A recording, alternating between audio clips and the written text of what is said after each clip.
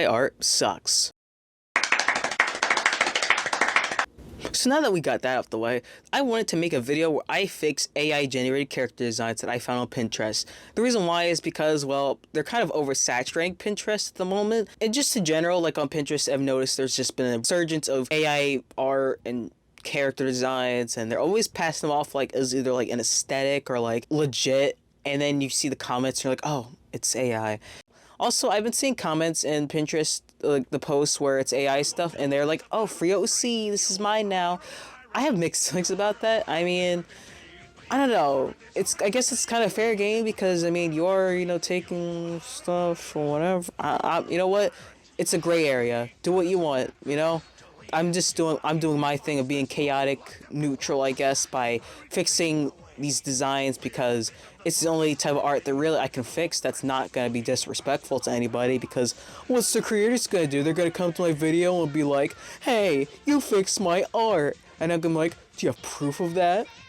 Show me your layers. Show me your sketches. Oh, wait, you don't have any. Yeah, I love to see anyone try to come after me if I'm fixing AI stuff because, well, it's not like it's technically their art. They just typed words and then the machine made the thing. I'm just fixing what I think looks bad about it. The first design is very, well, it is a design. The dress is very all over the place. It's very long and it looks like it'd be a pain in the ass to walk around in. I don't know how you even make a dress like that. I don't even know how you'd wear it, use the bathroom, so I wanted to tone it down a lot. That was the goal for these designs, was mainly to tone down the elements that are so over the top and then bringing the elements in that look good about the designs, because I think there are some elements that do work, but because it's AI, it's gonna be shit.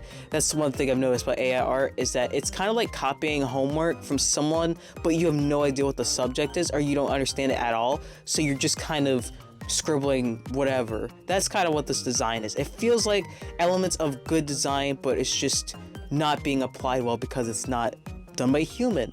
So for this, I went with more of a simplified look where I gave her like this coquette nightgown and she's wearing like these platform shoes, which is a little weird because, she's wearing a nightgown, so she's going to bed. I should have given her slippers, but that's what the image had, so I was just kind of going based off of that. So, whatever.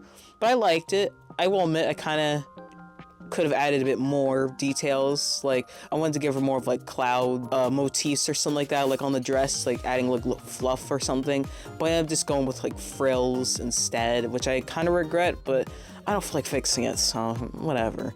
And I gave her a teddy bear just to add to the look of her being like sleepy and all that, and I gave her a little like Z hair pins or whatever, or hair clips, just to add more to that. Initially, I was going to make her hair longer. I was going to add like the little ponytails or braids or whatever, but then I was like, nah, I think giving her just giant poofy buns works better just because it's already a lot. So I feel like the dress is already competing with whatever the top, so I figured that having it not be like that would balance it out. So yeah, also for all of these I color picked straight from it. Like, I didn't really try to do anything too different, just because the colors, I think the colors looked good too. Like, I'll give credit where credit's due. The colors were cute, it looks nice. It's a nice color palette that goes well together. I try not to make the black too dark as well, and when I was doing like the liner, I colored it to make it like pink, so that way it wasn't too, so it looked softer and cute, because I was trying to like go for more of that aesthetic anime look. Also, I did trace over like all the bases of the characters just because it saved time, and also just, wanted to look kind of like the fixed original. So yeah, that's all I have to say for this one. I think it was pretty successful. I just kind of wish that I had added a bit more, but what can you do?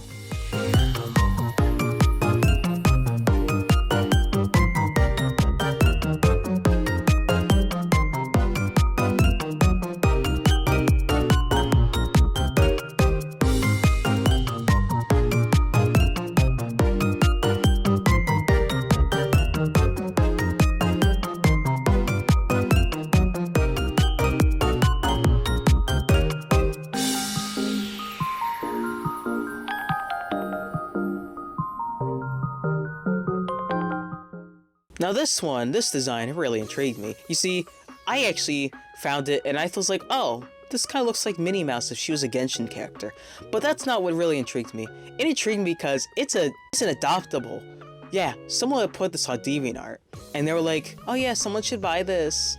Yeah, so there's that. There's like a whole epidemic on DeviantArt of AI adoptables because I don't know why. It's really bad. Like, I've seen some of like the pictures of some of them, and it looks so weird because since some of them are obviously referencing like those character turnaround sheets, they were doing the character turnarounds, but the problem is they don't look accurate they don't look accurate at all. Like, the designs aren't, like, the details aren't consistent because it doesn't know what the heck it's doing.